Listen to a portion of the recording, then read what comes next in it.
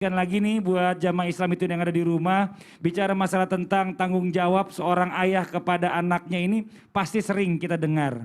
Nah sekarang apa sih kalau kita bicara balik nih, bentuk tanggung jawab dari anak kepada ayahnya. Nah ini yang jarang kita dengar justru. Mohon izin penjelasannya Ustaz Syam, yang matanya kayaknya udah tinggal 5 watt nih. Oh iya, 3 watt. Silakan. Habib guruku, Habib Ustaz Maulana Mas Fadli serta guru-guru kami dimuliakan Allah Subhanahu wa taala.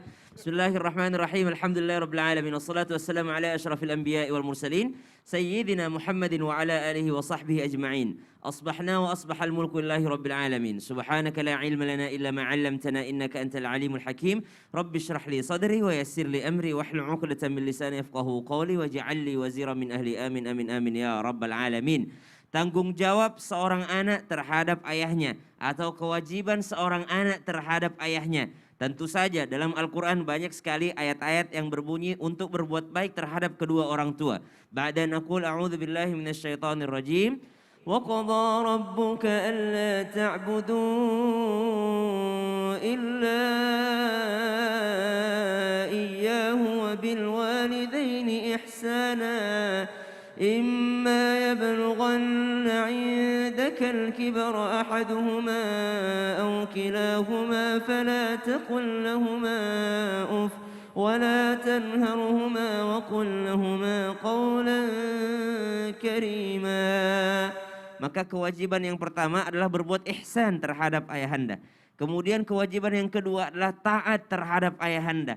Taat terhadap perintahnya, namun tidak ada ketaatan dalam kemaksiatan kepada Allah. Maksudnya, jikalau perintah daripada ayahanda adalah termasuk juga di antara perintah Allah Subhanahu wa taala, maka wajiblah seorang anak untuk taat kepada perintah ayahnya. Kenapa? Karena dia sejalan dengan perintah Allah Subhanahu wa taala.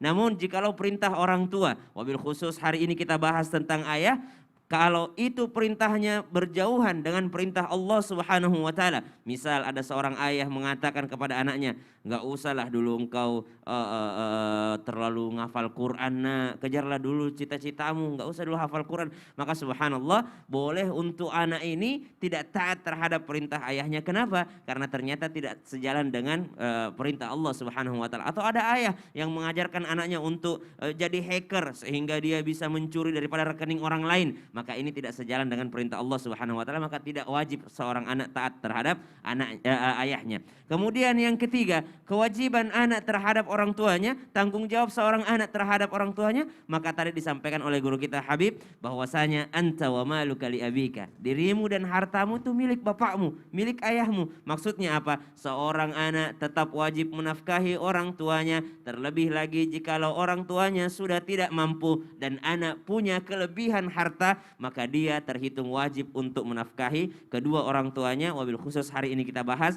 tentang ayahnya. Kemudian